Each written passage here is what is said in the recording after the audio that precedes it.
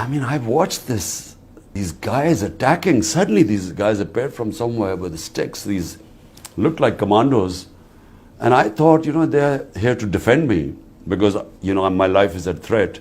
So the judge had ordered that I have to be protected. So I thought they'd come to defend me. And I thought, God, looks like there's some terrorist in the room. And then I discovered it was me they were after. So it was shocking, really, the way they beat up everyone, and then they took me like some sort of a terrorist. I had no access to information, so I had no idea what was going on outside once they abducted me. You describe it as an abduction. Who do you blame? It was the army which abducted me. And nothing happens without the permission of the army chief. That's how the army works. So clearly, he had ordered the abduction.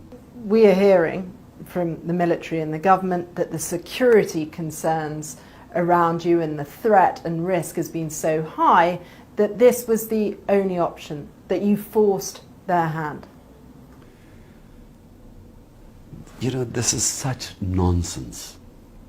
First, they attacked my house for 24 hours. They wanted me to appear in a court in Islamabad, in a magistrate court. I had already agreed to attend. The law says that had I given them an surety bond that I would attend the court, they couldn't arrest me. They refused to take the surety bond. Attacked my house for 24 hours. We couldn't sit inside. There was so much tear gas shelling, and people had broken bones and stuff. So, look, they are on a plan. And what is the plan? The plan is they're petrified of elections. The gap between us and all the other parties is so huge now that they're petrified that they will be wiped out. So they have decided that the only way they'll allow elections is if I'm inside jail or killed. There are been two attempts on me. And most of my senior leadership should be jailed too. This is what they've done. They've used this to put the entire leadership of PTI in jail. What will you do if you're rearrested? Because there is a very real threat with more than 100 charges against you that you could be.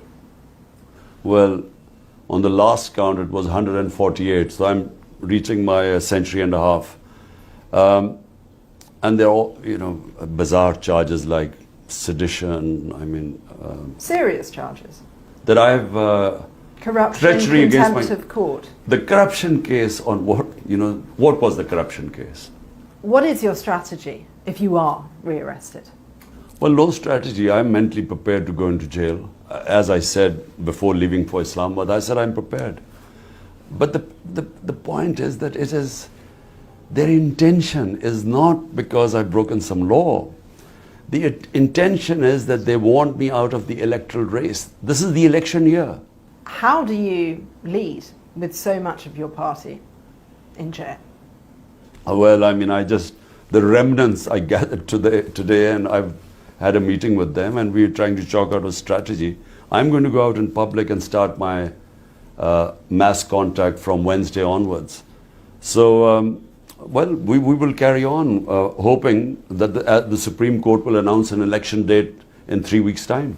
Can you reassure voters that you're even going to be around for it, let alone your leadership, the rest of your party? Look, what might happen, God alone knows what might happen. I'm lucky to be alive.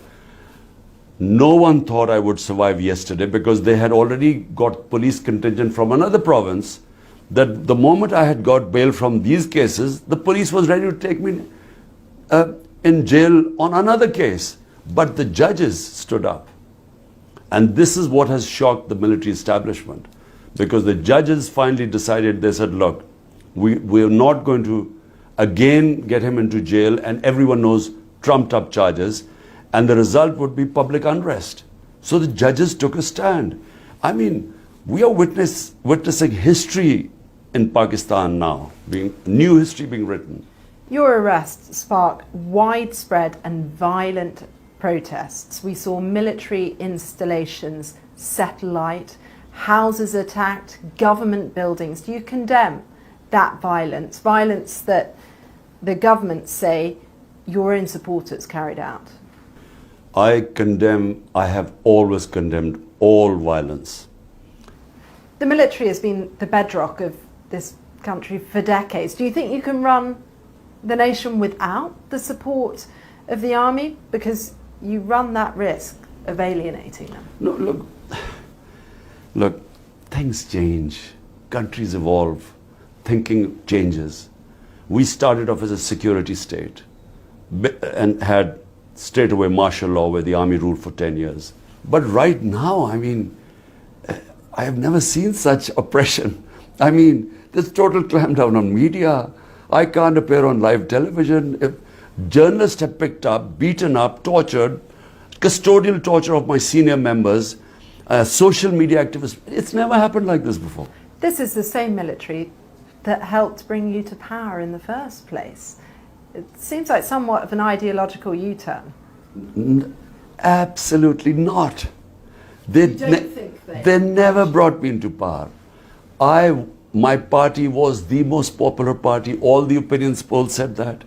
We won the election, but the army didn't oppose me. That's the difference. This feels like a very febrile moment when the country is politically polarised, economically spiralling. Voters want to see some hope. How are you going to cool things down and reassure them that politics is even worth voting for right now? This is the election year.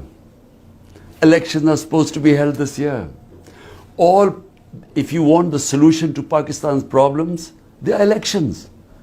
Hold free and fair elections. Let the people decide who they want to give the mandate, and Pakistan will stabilize.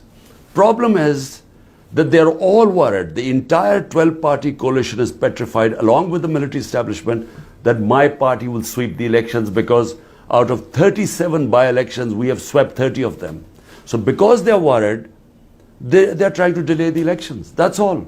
So all we want is free and fair elections. Do you have faith in the judiciary? And where do you think democracy in Pakistan is right now? Well, the democracy in Pakistan has never taken such a battering as it has right now. I mean, all our fundamental rights are violated. This sort of thing has never happened. No political figure has ever had 150 cases, and then his house raided. Once they attacked for 24 hours, then when I was away, they threw an armored car, they broke through my door, raided my house. My wife was all alone by herself. It's never happened before. So democracy is an all-time low. The only hope we have is the judiciary.